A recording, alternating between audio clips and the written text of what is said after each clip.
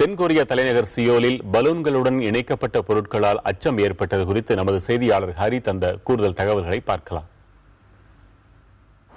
தென்கொரிய தலைநகர் சியோலின் மையப்பகுதியில் இன்று அதிகாலை 2 மிகப்பெரிய ராட்சச பலூன்கள் உயர் மின்னழுத்த கம்பிகளில் மாட்டிக்கொண்டிருந்தன.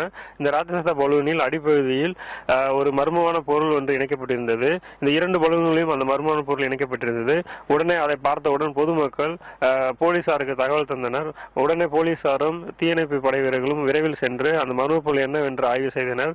அது ஆய்வு செய்த இறுதியில் பார்த்தீர்கள் அப்படின்னா அந்த ராட்சச பலூன் வடகொரிய அரசாங்கம் அனுப்பியிருந்ததாகவும் அதில் தென்கொரியாவுக்கு எதிரான வாசகங்கள் நிறைய இருந்ததாகவும் அத்துடன் சிடி மற்றும் இருந்ததாகவும் அவர்கள் தெரிவித்திருந்தனர். அந்த வாசகங்கள் அனைத்தும் தென்கொரியா மற்றும் அமெரிக்காவை வன்மையாக கண்டித்தும் வடகொரியாவின் அணு ஆயுதத்தை ஆதரித்தும் நிறைய வாசகங்கள் இருந்தன. இது போன்ற பலூன்கள் ஏற்கனவே அவர்கள் அனுப்பியிருந்தாலும் முதன்முறையாக அந்த பலூனில் அவர்கள் செட் செய்யப்பட்டிருந்த அந்த டைமர் சரியாக வேலை செய்யாததனால் அந்த பலூன் வெடித்து சிதறாமல் அப்படியே மின் கம்பியில் மாட்டியிருந்தது.